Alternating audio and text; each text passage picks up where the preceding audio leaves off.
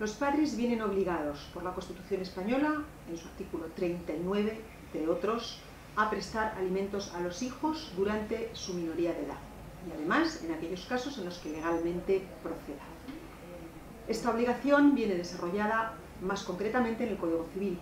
En concreto, el artículo 93 dice que el juez determinará la contribución de cada progenitor para satisfacer los alimentos y adaptará las medidas convenientes para su efectividad. Entendiendo que son hijos menores de edad, pero es que cuando los hijos adquieren mayoría de edad y no son independientes económicamente, esta obligación se amplía. El párrafo segundo de este artículo 93 dice que si convivieran en el domicilio familiar hijos mayores de edad o emancipados que carecieran ingresos propios, el juez en su resolución fijará los alimentos que se les sean debidos en función de lo que establece el artículo 142. El artículo 142 del Código Civil concreta en qué consisten estos alimentos. Es lo indispensable para el sustento, habitación, vestido y asistencia sanitaria.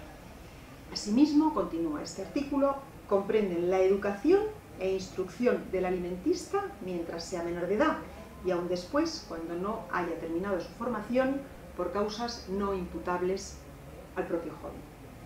Es decir, ambos progenitores vienen obligados a cuidar, atender y a prestar alimentos en este amplio concepto a sus hijos mientras son menores de edad, incluso cuando son mayores de edad y continúan con sus estudios sin tener independencia económica.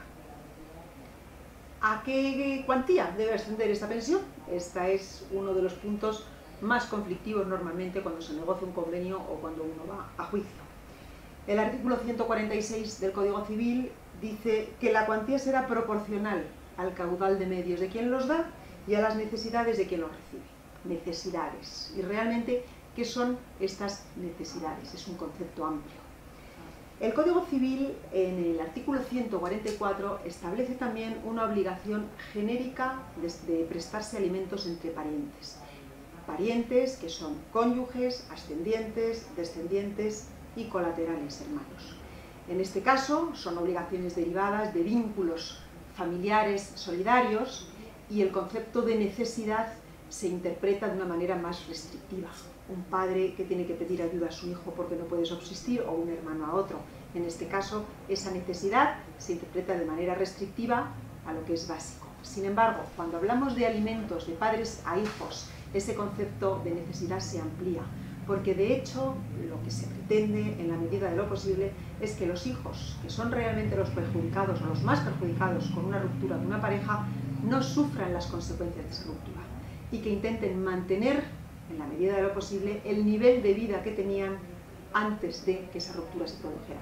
Que los hijos puedan mantenerse en el mismo entorno domiciliario en el que vivían antes, mantener el mismo colegio, mantener las mismas actividades, los viajes, los deportes, la ropa, en fin, el mismo nivel que tenían. Y el concepto de alimentos en este sentido ha de interpretarse de manera amplia y teniendo en consideración esos dos vectores que nos dice el artículo 146.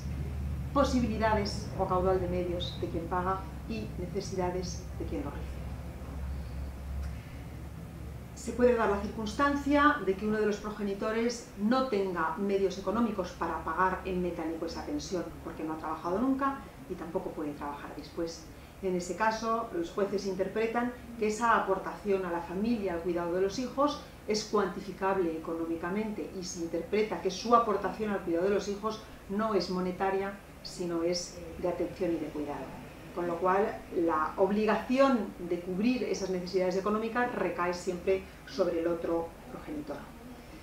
Esto en cuanto a una pensión ordinaria de gastos mensuales que cubre, como hemos dicho, colegio, domicilio, medicinas y nivel de vida. Pero luego hay otro concepto que suele derivar en bastantes conflictos, que es el de los gastos extraordinarios. ¿Qué son gastos extraordinarios? Son gastos de imposible previsión.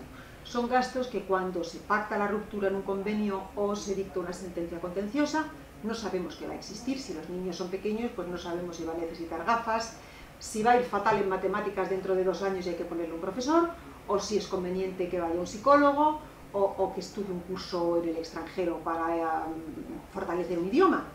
En estos casos, este tipo de gastos no pueden ser asumidos o decididos de manera unilateral por un progenitor sin el consentimiento del otro. temas que pueden concurrir con patria potestad. Ambos deben de decidir de común acuerdo tanto el concepto de ese gasto extraordinario como su cuantía. A veces no es lo mismo el presupuesto de un dentista que el de otro dentista, o de un profesor que el de otro profesor.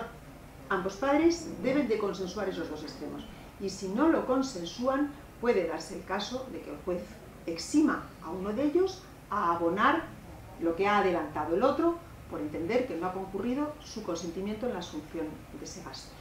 Sin embargo, esos gastos que ya se encontraban produciéndose en el momento de la ruptura, pues como clases de inglés o algún tipo de deportes, esos gastos entran siempre dentro de la cuota ordinaria de gastos.